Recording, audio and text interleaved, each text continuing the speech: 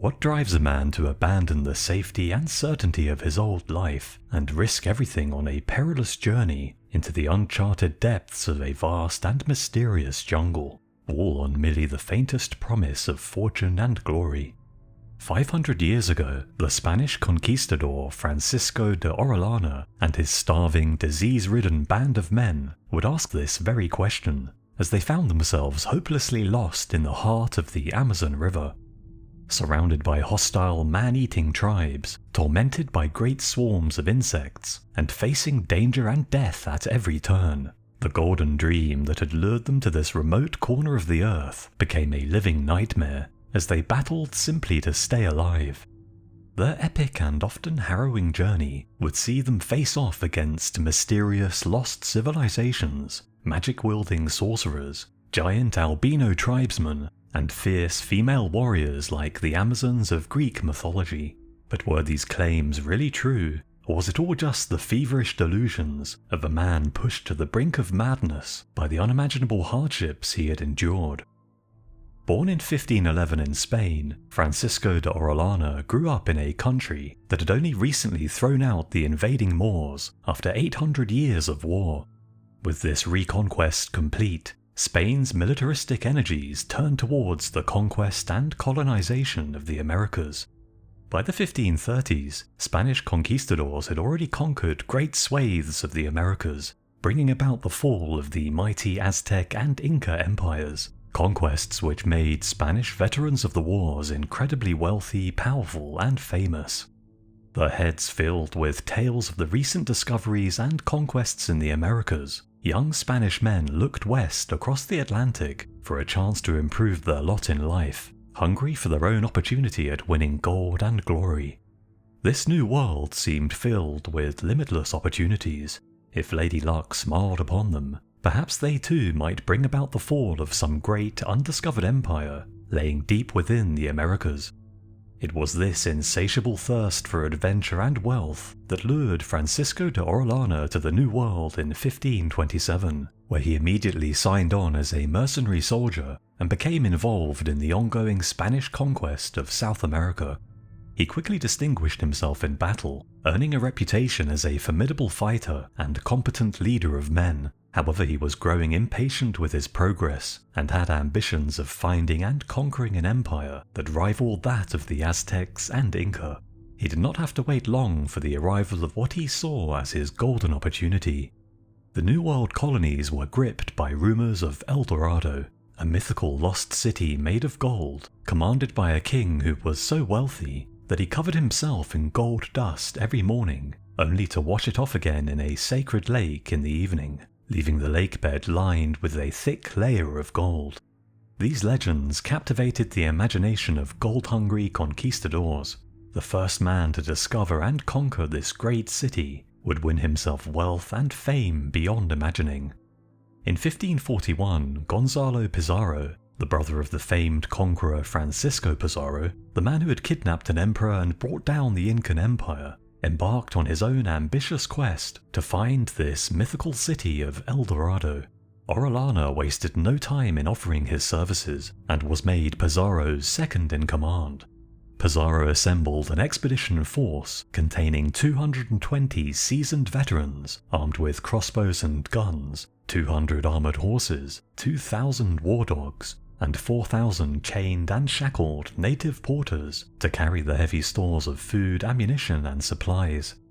In February 1541, these soldiers of fortune set out from Quito in modern-day Ecuador and slowly made their way east into the dense and unexplored Amazon rainforest, where they were convinced El Dorado was hidden.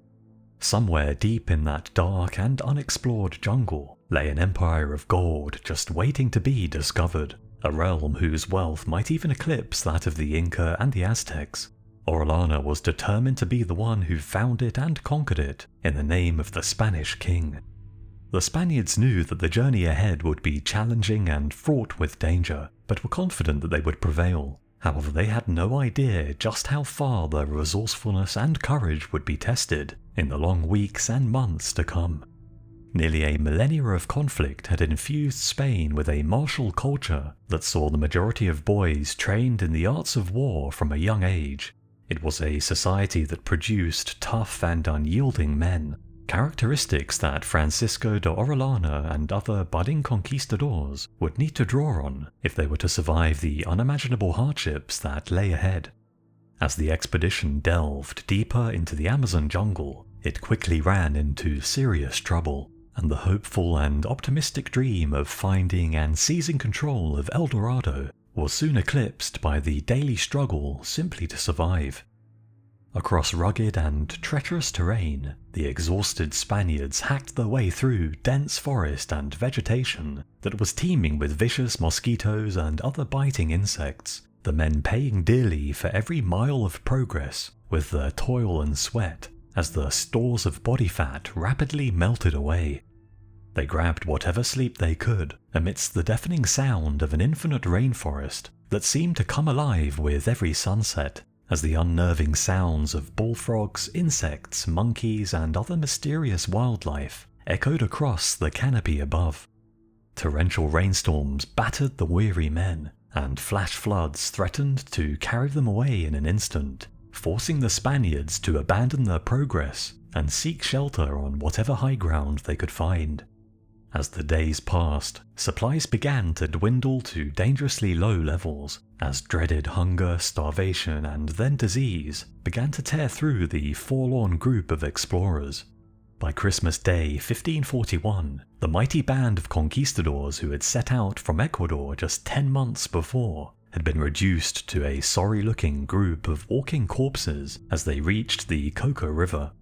Their clothes had all but rotted off their bodies, leaving their skin exposed to thorny vines and ravenous swarms of mosquitoes, and in a last-ditch, desperate attempt to fill their bellies, many resorted to boiling leather straps from their saddles into a thin, gruel-like broth. Nearly all of their 200 horses and 2,000 war dogs had long since been eaten, while their native slaves and guides had long since died or fled during the night. The conquistadors were lost and alone hundreds of miles from civilization. As Orellana took in the pathetic sight of his sickly-looking men huddling over a weak campfire, his heart sank. It wasn't supposed to be this way. By now they should have been rich beyond their wildest dreams, their names spoken of back in Spain with a mixture of awe and envy.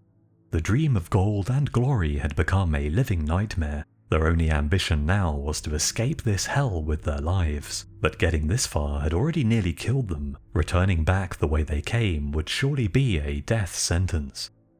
Above the faint crackling of the campfires each night, Orellana had begun to hear murmurs of discontent and outright mutiny amongst his men. He knew that they couldn't go on for much longer. They were at their breaking point. With options fast running out, a drastic decision had to be made. Convinced that there had to be some settlements nearby, an enraged Captain Pizarro tortured some captured natives for information and learned that just 2 days' travel down the nearby Coca River lay a prosperous village containing enough food to keep the men sustained for several days. Perhaps the unfortunate captives were simply telling the captain whatever they thought he wanted to know to make the pain stop. However, regardless of the truth of the matter, the desperate Spaniards seized upon this potential lifeline and drew up a new plan. Any hope, no matter how slim, was better than none. They turned to the nearby Coca River, a tributary of the Napo River, which in turn was a tributary of the mighty Amazon. This mysterious and foreboding waterway was now the only hope for salvation. They began construction of a boat named the San Pedro to take them down the Coca River to the settlement that the natives had described, where they hoped to seize and greedily devour the bountiful food supplies it contained. Using iron salvaged from the shoes of their slain horses, the men managed to craft enough nails to assemble the ship. However, only a few men could fit on board. Realizing that time was fast running out, Orellana volunteered to lead a party of 57 men downstream in search of food, and then return to the main expedition with whatever he could carry as quickly as possible. After saying their farewells, Orellana and his foraging party boarded the San Pedro and 22 stolen native canoes and set off into the unknown. They quickly drifted downstream, uncertain where the dark waters were carrying them, and disappeared from view of the main expedition force into an endless and hostile jungle. The river current proved far stronger than anticipated, and the men drifted downstream at an alarming speed which not only carried them further and further from Captain Pizarro and the main expedition, but also made the planned attempt to paddle back upstream all but impossible. The sheer energy required to fight against the raging torrents would sap the men's already depleted energy, and even if they could somehow keep paddling without collapsing from exhaustion, it would take far longer than the original 12 days they had promised to return in. Although nobody said it out loud, it was clear that for Orellana and his foraging party there would be no going back. They were on their own and would have to continue down the river to come what may. Captain Pizarro and his starving men would have to somehow fend for themselves. As difficult as this realization was, the newly promoted Captain Orellana and his men were soon preoccupied with far more pressing matters. After days of travel downstream, they had yet to find any food or even signs of human habitation. It became clear that the natives Pizarro tortured earlier had lied, merely telling the Spanish what they wanted to hear so as to end their suffering. Resigned to their bleak fate, and with no other options open to them, the men continued on, tormented by thick swarms of mosquitoes, baking in the heat and humidity, and denied sleep by the eerie and terrifying sounds of the forest, as mysterious creatures the Spanish had never seen before carefully watched the emaciated, bearded newcomers from the shoreline. Driven close to madness by unbearable hunger, the starving conquistadors ate whatever leather they could salvage boiled with wild herbs, as the very thought of food became all-consuming. They could think of nothing else, and even basic tasks required a superhuman effort. Some became so weak that they even lost the ability to walk upright, only able to move around by lethargically dragging themselves across the ground, while others mistakenly consumed poisonous plants with their leather soup, and were left gravely sick and incapacitated. Now at the point of death, it seemed as if the doomed conquistadors would not live long enough to see the next morning. However, at the lowest point, they heard the beat of drums in the distance.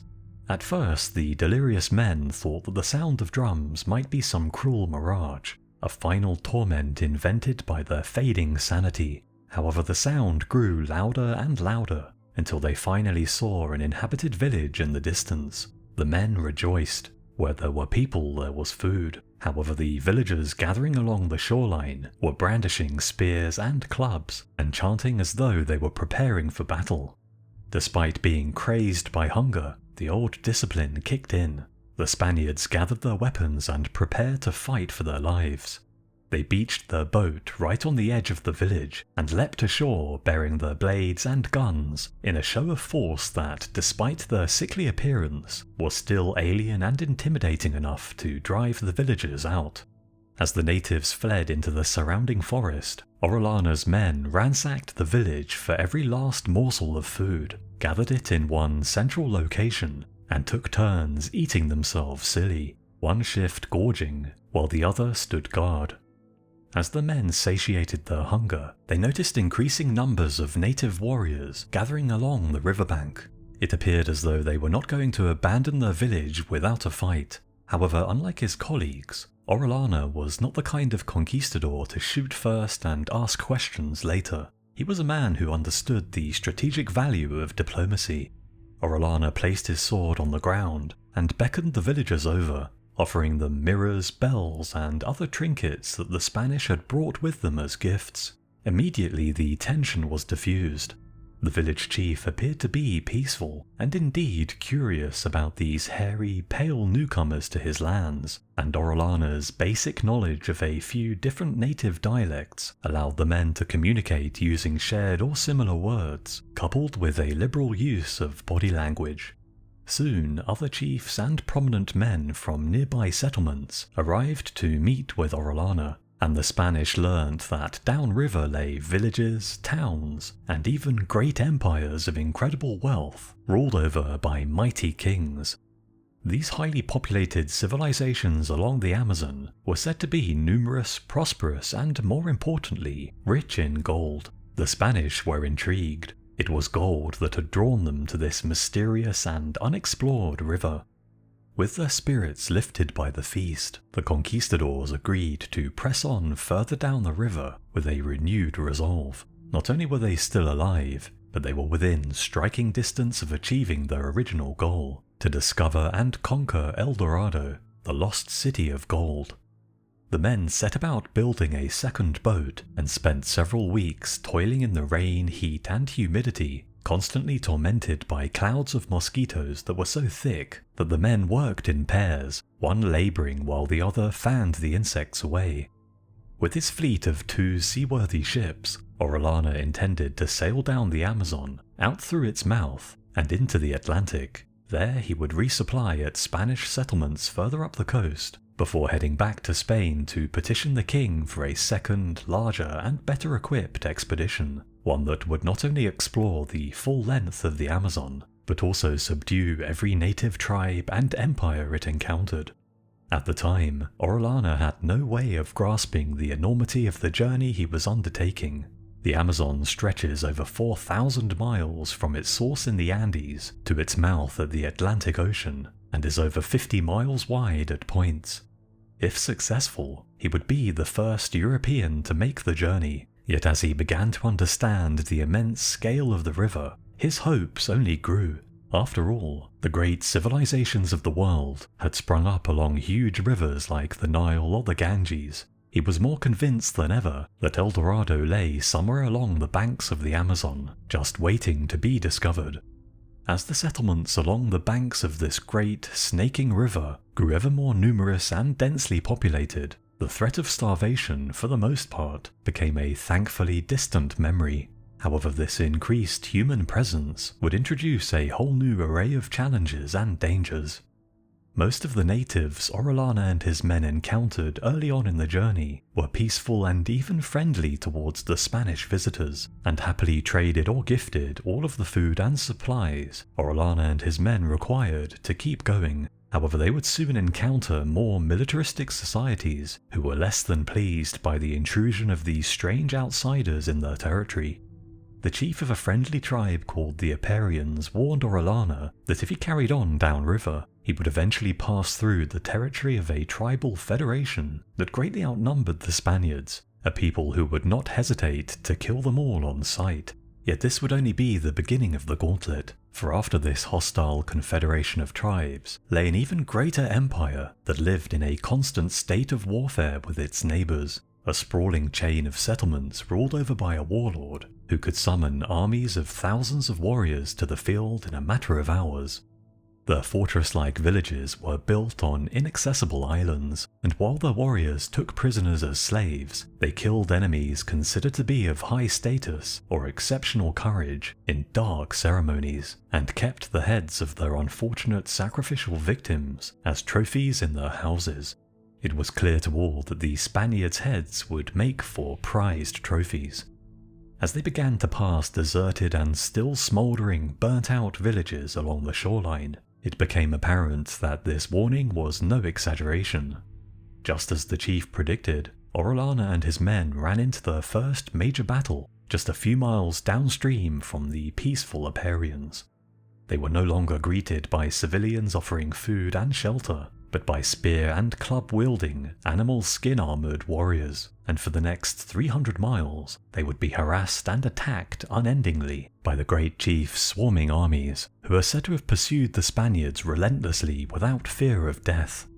The battles and skirmishes were numerous and brutal for both sides, and the Spanish only managed to avoid being completely overrun by the native warriors thanks to carefully aimed shots from the skilled crossbowmen and gunners, who were able to snipe native leaders and chiefs from afar, unleashing fear and confusion in the rank-and-file warriors and shattering their morale. To the natives, the thunderous boom of the Spanish guns, followed by the instant death of even the strongest warriors, was a fearsome sound indeed, something more akin to magic than a weapon of war. Yet despite this, they continued to pursue the invaders in their canoes for 2 full days and nights, preventing the Spanish from resting or even eating. They attacked with such reckless fury that it seemed as though they resented the mere presence of the Spaniards on their territory. Any attempts by Orellana to make peace were met with scorn, and when he threw a container of barter goods into the water to show his friendly intentions, they mockingly laughed at his useless offerings. They did not desire such worthless trinkets, they merely desired the Conquistadors' deaths. It was along this stretch of the river that the Spanish realized just how densely populated the Amazon was, and they would note with amazement how this particular 300-mile section was almost continually lined by houses, with one especially large settlement stretching over 20 unbroken miles along the river. These were no mere villages, but cities teeming with life. The Spanish barely escaped from the borders of this sprawling empire with their lives, yet although they had no chance to scout and explore the empire's interior, Orellana was convinced that it held untold wealth and riches, and could even be the fabled city of El Dorado. He swore he would one day return. As they travelled further along the Amazon River, the conquistadors settled into an effective routine. They only stopped at villages when absolutely necessary, and only if the locals appeared friendly. Their primary goal was to trade for food and avoid conflict whenever possible. They were in no position to confront a large force or look for unnecessary trouble. For now, they simply wanted to escape home as quickly as possible. Yet if they believed that the life and death struggle against the warlike empire that now lay behind them was a singular ordeal, they were gravely mistaken. The deeper they travelled down the river, the more populated the land seemed to become. It concealed a giant, hidden world, untouched by Europe and Asia, and teeming with its own civilizations. Several dangerous battles against other mighty, warlike kingdoms and empires lay ahead. The Spanish hopelessly outnumbered at every step of the way. However, this was far from the most unusual element of the unfolding story. In their written accounts of the expedition, the conquistadors made a series of strange, unusual, and even bizarre claims that added elements of myth and mystery into their already harrowing journey. One chronicler later described their experience as something more than a journey, more like a miracle. Not only did they document the discovery of advanced civilizations defended by armies beyond count, but they also wrote at great length about encounters with unexplained and fantastical phenomena. While resting at one peaceful village, they were approached by giant emissaries of a distant king, men with long flowing hair and bone-white skin, possibly albinos, who were 2 heads taller than even the tallest Spaniard, and looked nothing like any of the other native peoples they had seen. At a later battle, strange painted warriors described as sorcerers attacked the Spanish with devastating spells that could supposedly decimate armies and utterly destroy entire villages. The dark incantations cast using evil-looking effigies, quartz stones, and plumes of ash blown from wooden pipes. They were also badly shaken by skirmishes with man-eating warriors covered from head to toe in a dark ink, who they said roasted the flesh of men they had slain upon large cooking racks along the shoreline, and fought using poison-tipped weapons that caused their enemies to die agonizing deaths. From here on, every arrow was potentially fatal, no matter how minor the wound. Some natives they encountered even claimed that they had seen men like the Spanish living in nearby villages, even though no Europeans had ever ventured this deep into the Amazon before. Orellana was familiar with accounts of Spaniards from other expeditions who had stayed behind with native tribes due to injury or other reasons, and went on to integrate into the local community. These men had fully embraced their new lives among the tribes. They took native wives, raised children, and completely adopted the local customs and way of life. Could these mysterious European village dwellers have been shipwreck survivors or lost conquistadors from previous expeditions who had somehow found themselves stranded deep in the Amazon? Yet perhaps the most astonishing of Orellana's claims was his battle against a fierce battalion of female warriors, living, breathing Amazons straight out of ancient Greek mythology. According to Orellana's account, a dozen of these women had fought against his party with impressive skill and ferocity at the head of a larger force of conventional male soldiers. He describes them as being extremely tall, with pale white skin, and long hair twisted around their heads in braids. They fought all but naked using mainly bows and spears, and are said to have been so skilled in battle that they were as dangerous as 10 native men. Positioned directly on the front line, they appeared to be leaders or captains of the rank-and-file men, spurring them on to destroy Orellana and his weary party. The Spanish said that these Amazons fought so courageously that the native men did not dare turn their backs, and any who did were immediately clubbed to death where they stood, compelling the other male warriors to fight beyond the limits of ordinary endurance.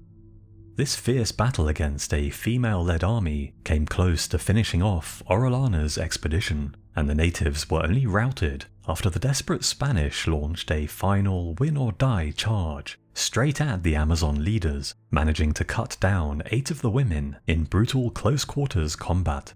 The sight of so many of their leaders slain is said to have caused the native men to lose their nerve and flee back into the forest. However, Orellana was keen to learn more about this new and unusual foe. While questioning a prisoner, he learnt that the Amazon women inhabited a large city in the interior of the jungle, ruled over by a mighty queen named Konori.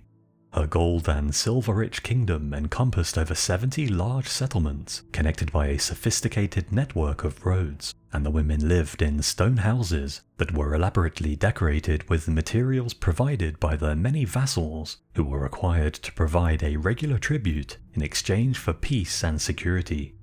The women never married and forbade men from living amongst them. When required, they would simply seize men from nearby villages for reproductive purposes and then release them once their purpose had been served. Female infants were raised to become the next generation of warriors, while male infants were exiled to live with their fathers or just killed. As remarkable as this story may seem, Orellana wasn't the first European to have documented encounters with female warriors in the New World, and several explorers, including Columbus, claim to have seen islands populated by women only. It would be as a result of Orellana's supposed encounters with Amazonian warrior women that the mighty Amazon River was named. These more unusual claims were often met with skepticism, with many suggesting that Orellana was exaggerating or outright lying about his experiences in the Amazon to amplify the region's allure and mystique among Europeans, in the hopes that this more tantalizing version of his exploits would encourage greater funding for a future expedition. Yet his descriptions of the strange things he saw and experienced could have stemmed from navigating an environment that was utterly alien to the Spanish, a self-contained world filled with wonders they had never seen before, explained by people whose language they barely understood. Of course, it's also possible that everything he said was actually true. Is it really so hard to believe that a group of well-trained women broke away and formed their own tribe with their own rules? Could the sorcerers who attacked the Spanish with strange spells have simply been using some unfamiliar, now lost technology? And were the sprawling cities and empires dotted along the river left depopulated by the arrival of new diseases, their once bustling streets now swallowed up by the thick jungle overgrowth? Against all the odds, Orellana and his men finally reached the Atlantic in August 1542, emerging from the dark depths of the Amazon after enduring 8 grueling months of privation, suffering, and relentless battle. The survivors were understandably elated to feel the fresh sea breeze on their skin. They had achieved the impossible and become the first Europeans to traverse the entire length of the Amazon River, the greatest river in the world, covering thousands of miles through uncharted and often hostile territory. Yet their ordeal wasn't over yet. They now had to sail over 1,400 miles across ocean seas to Spanish settlements on islands off the coast of modern-day Venezuela, travelling all the way in small handmade boats with no navigation tools and little in the way of food or water. By the time they arrived at the nearest Spanish outpost, the exhausted, dehydrated men were slumped over their oars, having narrowly avoided death from thirst, only surviving thanks to what little rainwater they managed to capture in jars. The shocked inhabitants of the colony welcomed the returning men as heroes, They had long since been given up for dead, however their emaciated appearance no doubt led many to wonder whether they were real or merely ghostly apparitions. As the joyous men feasted and celebrated, they took stock of everything they had been through. 43 of the 57 men who had left Captain Pizarro and the main expedition all those months ago had survived. An enraged Pizarro had been convinced that Orellana and his group were traitors who had willingly left him to die, and he swore to take revenge against his former friend. However, he would not live long enough to keep his promise. When he realized that Orellana would not be returning with food, Pizarro and his 200 men began the arduous journey back the way they came. However, only 80 of these would survive what was essentially a death march, the lucky few still alive returning home so disfigured by their ordeal that they were barely recognizable. Pizarro eventually became a victim of his own ambition, taking part in a vicious colonial civil war that saw him defeated, arrested, and executed as a traitor to the Spanish crown in 1548. Orellana would not fare much better. He eventually returned home to Spain and tried to obtain permission and funding from the king to return to the Amazon at the head of a much larger and better equipped force of conquistadors. However, after 2 years of frustration and rejection, the now embittered explorer decided to take matters into his own hands. Fearing that he might not see the Amazon again, Orellana raised an expedition of 4 ships and 300 men and illegally sailed away without formal approval from the king. He was now essentially a renegade and a pirate, crimes which were punishable by death. However, he was convinced that the great success that was sure to come would wash away any crimes he was charged with.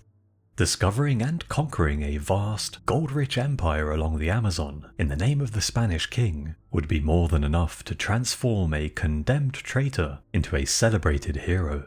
Yet from the very start, this second expedition was plagued by difficulties and plain bad luck, and would end in complete failure and disaster.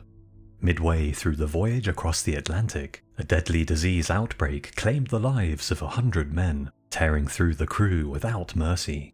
Convinced that the expedition was cursed, 50 men lost their nerve and abandoned Orellana when the ships docked to resupply, leaving him with less than half of his original force.